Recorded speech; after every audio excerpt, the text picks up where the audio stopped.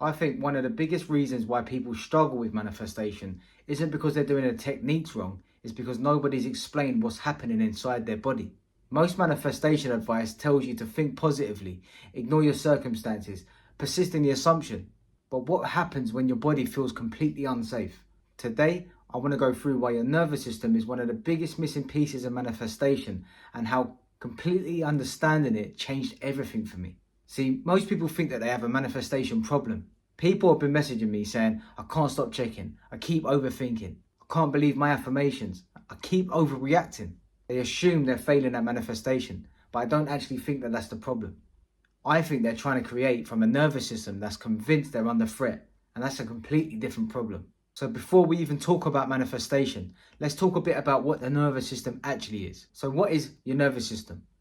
Don't overcomplicate this. Your nervous system, its only job is survival. It's constantly asking one question: am I safe? Not am I chosen? Am I wealthy? Am I manifesting correctly? Just am I safe?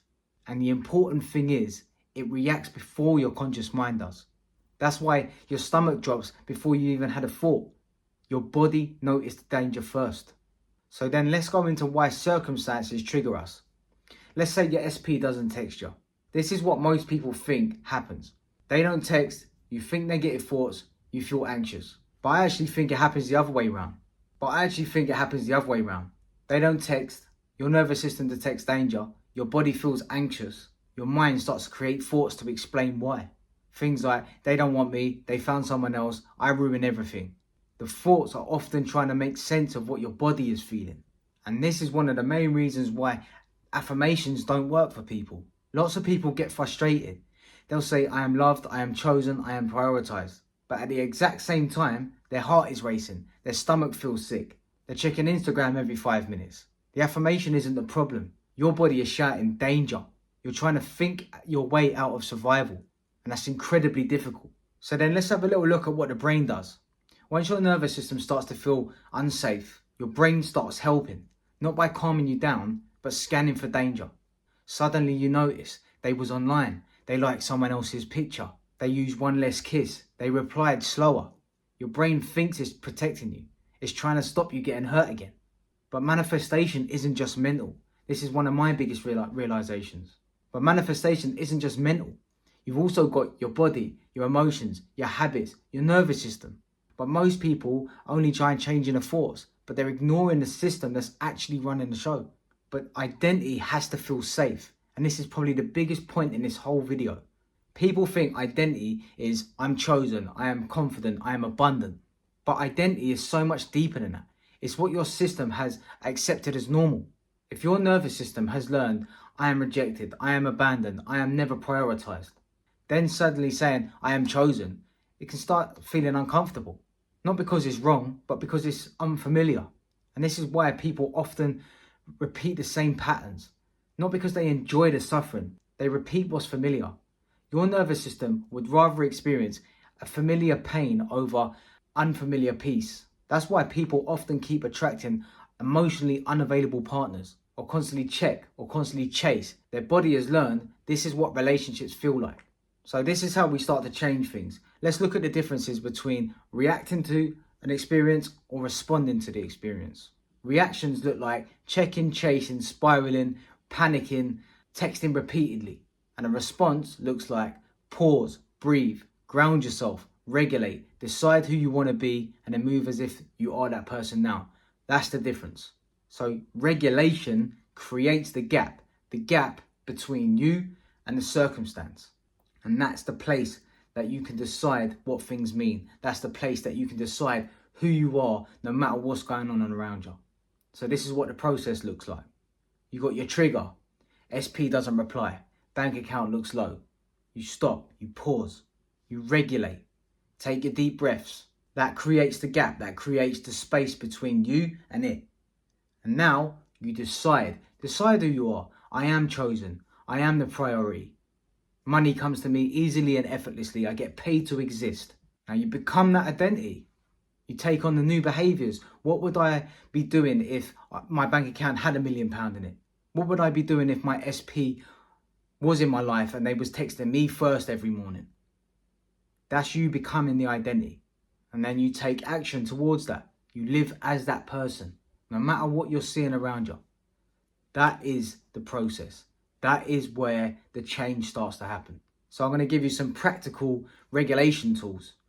A lot of these are what I used for me to create the gap and actually start directing my life myself. So I started using physiological breaths, or physiological sighs, what they call it, where you take a breath in 60%, take another sip in at the top, and then breathe out really slowly. You only need 2 or 3 of them and you feel very, very relaxed after them. They're very, very good. And another one I like to use, and you can use this for extended periods of time, 5 minutes, 10 minutes, 15, whatever you want to use it for. But it's 4-6 breathing. Breathe in for 4 seconds, breathe out for 6. And that's very, very good to calm the nervous system. Like I say, create that gap, and then you can actually separate yourself from whatever's going on around you. Very, very powerful. You got walks. Go for a walk. Clear your mind. Don't bring all your baggage with you. Use it. Use the breath while you're walking. Use some grounding exercises. Walk on the earth with your bare feet. Do a bit of yoga. Just get in touch with your body and out of your mind for a little while. The goal isn't to force the anxiety away. It's to show your body, I am safe. I can go into a little bit about my own story with all of this, I was stuck in limbo with my SP for about 8 months. We stopped talking, and for the 8 months after that, I was always constantly checking, chasing, doing everything everyone else does, using every manifestation technique under the sun. But nothing was ever working. Not until I found the gap, not until I found out how to regulate myself through the breath, through the grounding techniques, all these sort of things. But it was just creating the gap between me and the circumstance, and realizing that no matter what was going on in my life, it wasn't me. I had a choice not to be consumed by it. And the more I used the regulation, the bigger that gap got. And when I could fully stand in that gap and tell the 3D, that's not how I see it. How I see it is I am already chosen. I am already with the perfect person in the perfect relationship now. I didn't even think about my SP, like in terms of their name, what they look like, any of that. I was ready for my ex to come in, and I was ready for a new person to come in. I just knew within myself, within that gap, that I was already loved, chosen, cherished, in the perfect relationship right now, and I didn't need to worry about anything else. It was already taken care of. I fully stopped living in survival mode. And that was the biggest thing that I could have ever achieved. So this is what I want you to remember. You don't have an attachment problem. You don't have a manifestation problem. You don't have an overthinking problem. You have a nervous system that's trying to protect you from a story that it's learned in the past. Once you stop fighting with your body and start working with it, manifestation becomes a lot easier, because you're not fighting your way into manifesting a new life. You become someone that actually feels safe living it.